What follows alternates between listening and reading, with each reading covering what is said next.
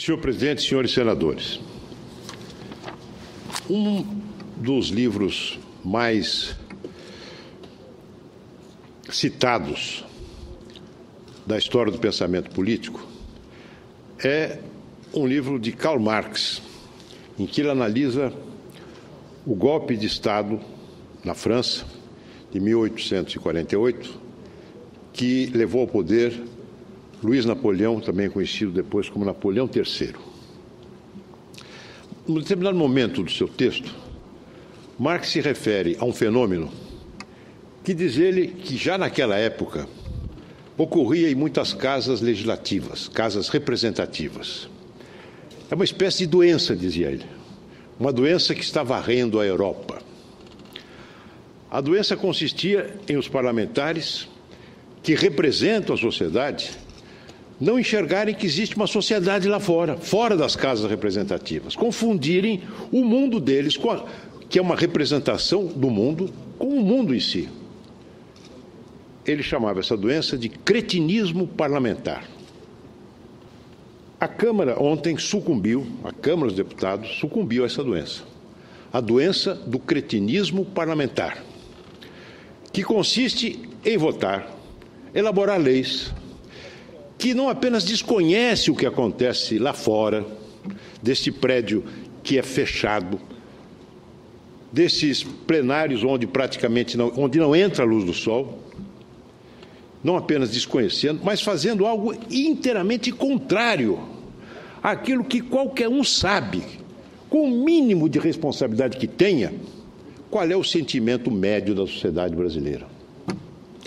Será que não entendem que existe hoje um sentimento que já não se identifica com nenhum partido, com nenhuma corrente de opinião, que supera as clivagens ideológicas, religiosas, e que é um sentimento de uma sociedade que desperta, que já não se representa mais nas formas tradicionais de agregação de ação política, de sentimento político, que uma sociedade atomizada, e que rejeita frontalmente determinados vícios, determinados privilégios, determinados corporativismos das representações parlamentares e também do Ministério Público e da Justiça, de todas essas grandes corporações que dominam a vida estatal, desconhecendo que existe sociedade lá fora. Pouco tempo atrás, 2 milhões de brasileiros assinaram uma lei de iniciativa popular, as chamadas 10 medidas contra a corrupção. Essas 10 medidas viraram um adjetivo. As pessoas falam as 10 medidas como se isso significasse uma coisa só. Elas não significam uma coisa só. Evidentemente, nessas 10 medidas, há muitas coisas, há muitas propostas que devem ser rejeitadas. Eu, pelo menos, não aceito. Eu, pelo menos, não aceito o tal teste de integridade. Eu não aceito o recebimento como boas de provas ilícitas e outras medidas que foram elaboradas por procuradores do Ministério Público Federal e subscritas por esse cidadão, por mais de 2 milhões de cidadãos. Mas, sendo várias coisas, as 10 medidas representam uma coisa, um sentimento, o sentimento de que é preciso criar mecanismos mais eficazes para controlar e para reprimir a corrupção. Esse é o sentido. Ora, a Câmara dos Deputados ontem trabalhou na contramão desse sentimento. Eu hoje, quando acordei, recebi um telefonema, acordei tarde, contrariando os meus hábitos, senador Cristóvão, senador Raupp, porque tínhamos ficado até tarde ontem aqui votando uma emenda constitucional da maior importância para o futuro do país, 61 votos, que corresponde exatamente à votação pró-impeachment. Votos contra a presidente Dilma que se transformaram em votos a favor das reformas, algo a ser celebrado. No entanto, me veio um gosto amargo na boca quando li o teor daquilo que foi aprovado na Câmara. É bem verdade que ainda não tenho a redação completa, mas o fato, senhor presidente, é que de lá tiraram algumas medidas, foram rejeitadas, medidas importantes e eficazes, que uma delas, inclusive, já tinha sido aprovada na Comissão de Justiça na Câmara, no Senado, uma proposta do senador Álvaro Dias, relatada por mim, Vossa Excelência seguramente se lembra, que trata da prescrição, que é uma proposta que determina que a interrupção da prescrição se dá quando o juiz recebe a denúncia. Aliás, quando o promotor oferece a denúncia e não quando o juiz a recebe. Porque todos nós sabemos que existem casos em que, entre o oferecimento da denúncia e o início da ação penal, passam meses, em alguns casos anos até. Isso facilita a prescrição, que é o passaporte para a impunidade. Uma das medidas é interromper a prescrição no momento em que o Ministério Público, que é o titular da ação penal, oferece a denúncia. É uma forma de acelerar o processo, de evitar que o julgamento se distancie das provas e evitar a ocorrência da prescrição e, portanto, da impunidade. Uma outra medida interessante era aquela que determinava, que exigia o ressarcimento do erário em crimes de corrupção, de desvio de dinheiros públicos, condicionava condicionava a progressão do regime de cumprimento de pena, fechado para o semiaberto, para o aberto, ao ressarcimento do erário. Lembram-se do caso daquela mulher que trabalhava, que era procuradora, se não me engano, da Previdência, Georgina, que desviou fortunas, cumpriu sua pena e está aí hoje gozando do dinheiro que roubou. Essas são algumas medidas propostas. Outras, já disse, não devem ser aceitas. Mas essas duas, por exemplo, foram extraídas do contexto. Com que motivo? Com que razão? Mas foram extraídas da proposta. Não digo que as 10 medidas tivessem o mesmo status de intocabilidade das tábuas da lei, mas era preciso respeitar o espírito delas, o espírito que as animou. Mas, ao invés de serem medidas, na versão dada pela Câmara, que facilitassem a persecução penal, a punição da corrupção, elas se voltaram contra aqueles que têm por missão constitucional propor as ações penais e julgar as ações penais: o Ministério Público e a magistratura. Mediante formulações absolutamente subjetivas, que, aliás, encontramos semelhantes em alguns dos itens das propostas de abuso de autoridade, que criminalizam desvios que ou já estão previstos em outras leis, em outros estatutos, em estatutos disciplinares, medidas que podem ser combatidas ao longo do processo, com medidas processuais, e foram transformadas em crime. Crimes autônomos. Evidentemente, quem exerce uma autoridade tem que exercê-la com responsabilidade. Mas não é possível colocar na lei disposições que inibam o livre convencimento do juiz, dizendo que ele estaria agindo por motivações ideológicas. O que é isto? O que são motivações ideológicas? Ainda não se inventou um aparelhinho chamado sincerômetro para medir a sinceridade das pessoas. Isso se mede objetivamente no curso do processo, arguindo suspeição, por exemplo. Um promotor que oferece uma denúncia sem justa causa. Ora, imagine os senhores que alguém é denunciado pelo Ministério Público. É proposta ação penal, essa pessoa é condenada. E na apelação ela é absolvida. Quer dizer que a primeira ação penal, o propositor da primeira ação penal, o promotor público, deve ser apenado? O juiz que julgou, que deu provimento à acusação, que recebeu a acusação e que julgou procedente, deve ser condenado? Nós estamos mexendo com coisas muito perigosas, com coisas muito delicadas, e num ambiente explosivo, onde o povo brasileiro olha para nós, seus representantes, dizendo: vocês não nos representam. Nós queremos jogar água nesse moinho, jogar pólvora nessa fogueira, fazer com que no dia 4, em vez de 200 mil, 300 mil, haja 2, 3 milhões de pessoas na rua, contra os representantes políticos, contra a democracia, porque não se faz mudanças, não se muda o Brasil, não se reforma o Brasil, não se muda as leis civis, nem tampouco as leis penais, se não for pelo exercício da ação dos políticos, a ação do Congresso Nacional.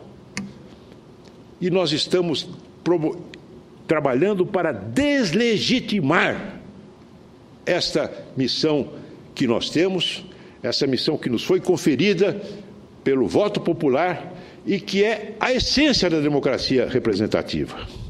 Por isso, senhor presidente, eu venho à tribuna hoje de supetão, porque eu estou com isso por aqui. Venho dizer que, no que depender de mim, isso não passa no Senado Federal. Não passa. Eu vou votar contra, eu vou denunciar, eu vou me bater contra isso. Porque não há nada que me faça votar contra aquilo que eu considero a essência do regime democrático e do Estado de Direito. Permite uma parte, senador. Não sei se posso, estou falando como líder, mas Vossa Excelência, se senador, permitido. Primeiro eu fico muito satisfeito de vê-lo na tribuna. Não sei se algum outro senador já tomou a iniciativa de vir falar desse assunto hoje. Eu quero dizer que, ao ver a notícia hoje de manhã, eu senti como se a Câmara estivesse dando um tapa na cara da opinião pública, da população. E a Câmara, nem o Senado, o Congresso Brasileiro, nem os políticos em geral, nós, e não vamos excluir ninguém disso, nós hoje não temos gordura de credibilidade. E quando não se tem gordura, é melhor não fazer coisas que emagreçam ainda mais. Ou refletir antes de fazer. Ou refletir, dedicar, debater, ouvir pessoas.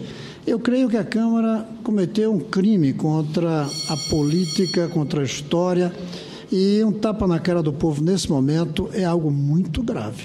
Faz já algum tempo que a gente vem brincando com fogo, faz tempo, que mesmo nessa tribuna, muitos de nós já alertou, mas isso vai crescendo, crescendo, e um dia estoura. Um dia arrebenta. Alguns dizem que já arrebentou e a gente não está vendo. Já arrebentou, talvez, e ontem eles acirraram. Eu fico satisfeito de ver o líder do governo aqui dizendo que vai fazer todo o possível para impedir que isso seja aprovado. Eu gostaria que fosse quase que uma unanimidade nessa casa impedir que aquilo que foi aprovado ontem na Câmara passe pelo Senado. O Senado se transformar num bastião que não deixa passar esse tipo de coisa. E, quem sabe, até nós elaborarmos um outro projeto ainda melhor, ou retomarmos o original, claro, ou trazer aqui o parecer do deputado Onix e fazermos um projeto que esteja de acordo com aquilo que é não só a sugestão de procuradores, mas também hoje é a vontade da opinião pública.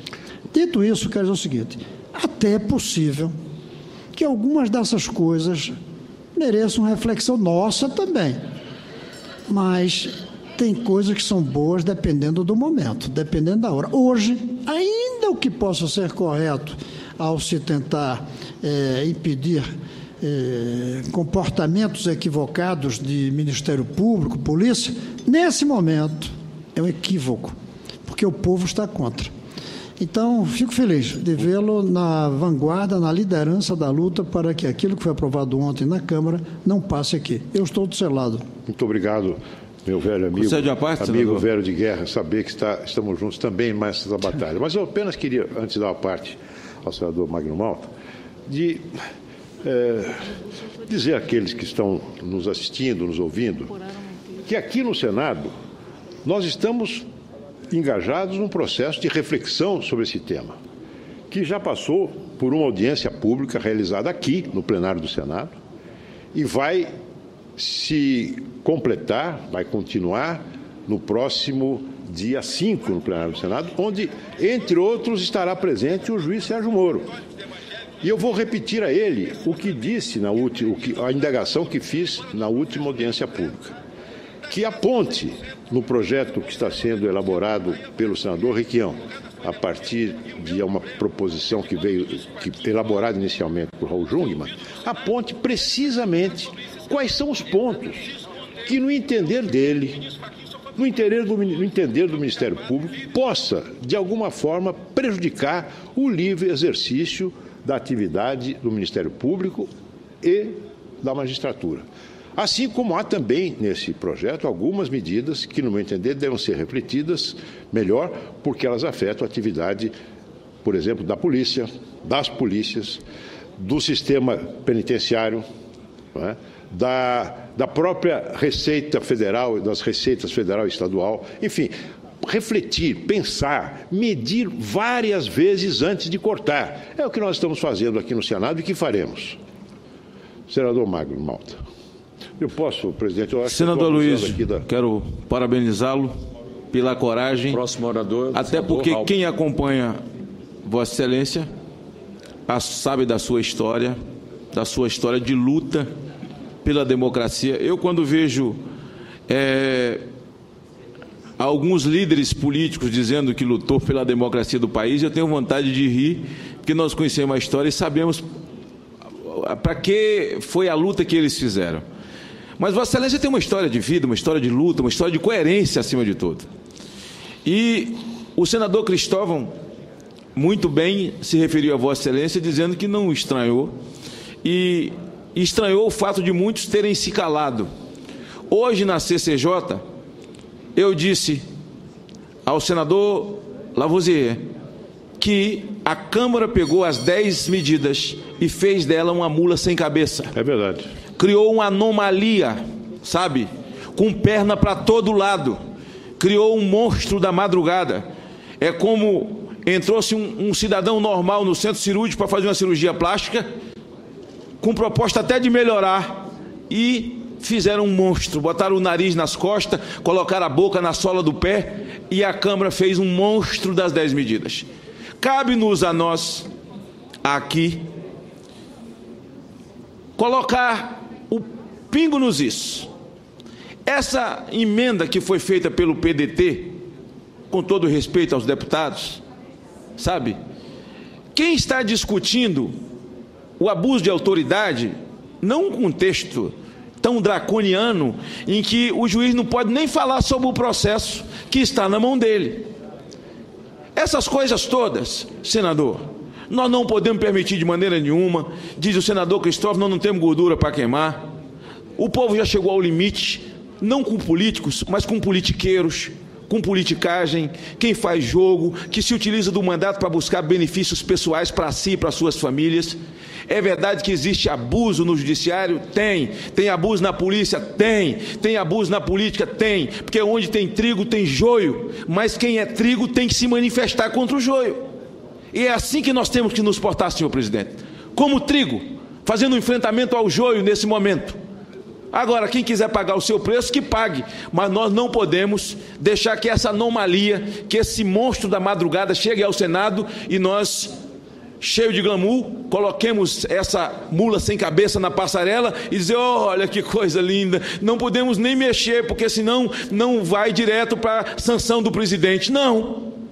É preciso que nós coloquemos o nariz no lugar lá no rosto, a boca tirada da sola do pé e as orelhas onde é, porque a anatomia é uma só. 2 braços, 2 orelhas, um nariz, uma boca. E isso nem é a teoria de mão santa, mas qualquer menino sabe disso. Então, fizeram o monstro e cabe a nós refazer a anatomia dessas 10 medidas aqui. Parabéns a Vossa Excelência, parabéns de um amigo que lhe admira e conhece o caráter de Vossa Excelência como líder do governo, a ousadia de trazer à tribuna. Registro agradecido que trago aqui do meu lado o pastor Márcio Valadão, da Igreja da Lagoinha, lá em Belo Horizonte, desse grande musical Diante do Trono, que o país todo conhece, os filhos André Valadão, Ana Paula Valadão, esse ministério maravilhoso, está aqui nos visitando hoje, e você vê com esse